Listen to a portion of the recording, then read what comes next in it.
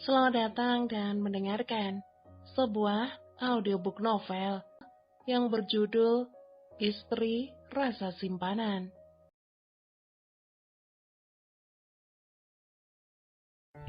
Istri Rasa Simpanan, episode keempat, Salah Paham.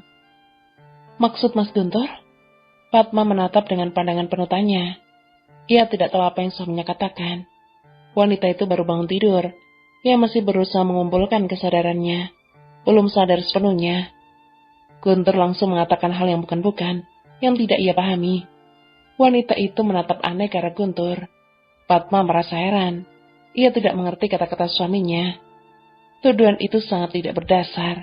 Kapan dia tidur dengan orang lain? Padahal di sini yang patut marah adalah dirinya.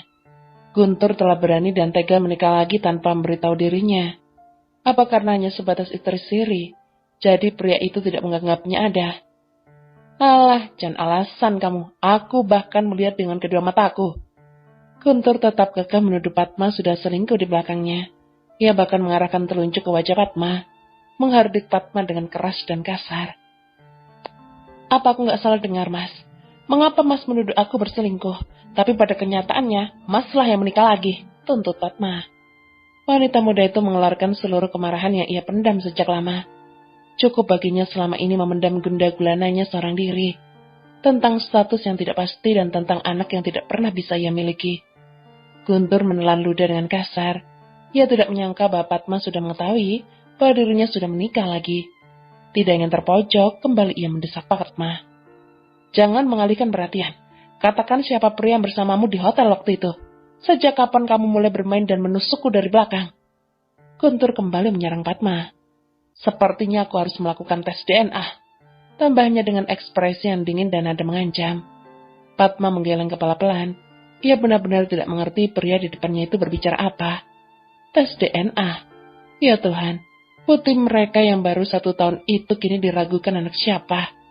Fatma merasa terluka. Ia tidak mengira bahwa Guntur akan sekejam ini padanya. Kalau kamu meragukannya, Mas, tolong kembalikan Kenny padaku. Bibir Fatma bergetar ketika menyebut nama putrinya. Putri yang selama 1 tahun ini hanya bisa ia lihat dari jauh, dari depan pagar rumah keluarga Gumilang yang terhormat itu. Apa kau bilang? Guntur tambah marah. Ia mendorong tubuh Fatma sampai menyentuh tembok kamar, mencengkeram kedua pundak wanita itu. Kamu pikir bisa membawa Kenny pergi dengan pria itu? Teriak Guntur marah. Sepertinya ia sedang emosional. Fatma mencoba menepis cengkeraman tangan yang kuat tersebut. Semakin ia coba untuk melepaskannya, semakin Guntur meremasnya. Pria apa yang Mas maksud? Aku tidak pernah tidur bersama pria lain. Sentak Fatma dengan frustasi. Tubuhnya yang semula berontak kini mulai melemas. Kita lihat apa yang pria itu lakukan pada tubuhmu, ujar Guntur geram. Fatma menutup matanya dengan rapat. Tangannya mengepal saat Guntur dengan paksa membawa dia polos seperti bayi. Pria itu membuka pekan Fatma dengan paksa dan kasar. Tidak peduli dengan perasaan wanita tersebut. Guntur yang terlanjur naik darah, melakukan apapun tanpa pikir panjang.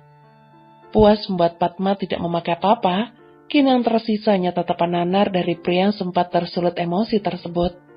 Tidak ada apa-apa dalam sana, masih sama. Putih, mulus, dan polos. Bekas-bekas seperti habis pergulatan layaknya sepasang suami istri, tidak nampak sama sekali. Tangan Guntur lantas menyibak rambut wanita itu. Mungkin masih penasaran. Barangkali ada bekas seperti stempel yang biasanya ia tinggalkan di sana. Tapi kosong. Tidak ada apapun di sekitar tengkuk sang istri. Sedangkan Fatma ia merasa diperlakukan sangat buruk malam ini.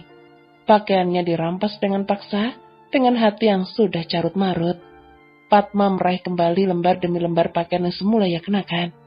Dengan kasar, Guntur malah menarik pakaian itu, melemparnya ke sembarang arah. Ternyata obat yang diberikan istri keduanya juga sudah mengambil alih kesadaran pria tersebut. Dengan kasar, Guntur menarik lengan Fatma. Ia menyeringai pada istri polosnya itu. Apa yang Mas lakukan? Fatma mendorong tubuh Guntur yang sudah sangat dekat dengannya. Berani kamu menolakku, sentak Guntur. Pria itu sangat marah sekali. Fatma menelan ludah.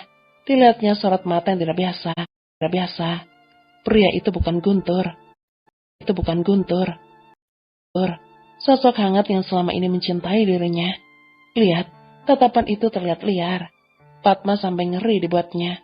Padma tidak tahu apa yang membuat Guntur menjadi aneh dan seagresif itu. Dengan paksa, Guntur merengkuh pinggang Padma, menekatkan wajahnya dan merampas bibir Padma dengan rakus. Pria itu sedang terbakar. Guntur sendiri sampai heran, mengapa tubuhnya bergejolak dan berkobar seperti ini. Ada yang tidak beres, tapi sekarang ia tidak peduli. Malam ini ia hanya menginginkan Padma, tubuh itu, tubuh yang tidak boleh disentuh orang lain. Detik berikutnya, bayangan Padma bersama pria kembali muncul. Membuat Guntur membuai Padma dengan kasar dan jahat.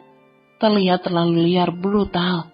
Bukan seperti biasanya, yang lembut dan disertai kata rayuan di dalamnya. Ia menggigit bibir Padma sampai merah dan lecet. Ditambah lagi meraba dan meremas dengan kasar pula. Membuat wanita itu meringis menahan sakit. Sesaat kemudian, bulir bening menetes dari sudut mata Padma. Tatkala Guntur menyentak sisi sensitif wanita tersebut dengan keras. Pria itu benar-benar menyiksa Padma, menyiksanya secara fisik dan batinnya.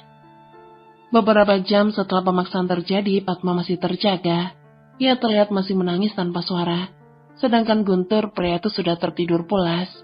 Pria itu mungkin kelelahan. Tindakannya malam ini memang menguras banyak tenaga. Setelah menyiksa Padma, ia dengan mudahnya langsung tidur. Sedangkan Padma masih terjaga bersama rasa perih di sekujur tubuhnya. Dan ketika Padma ingin turun dari ranjang, ia ingin membersihkan diri. Tiba-tiba tangan Guntur menarik lengannya. "Tetap di sini,"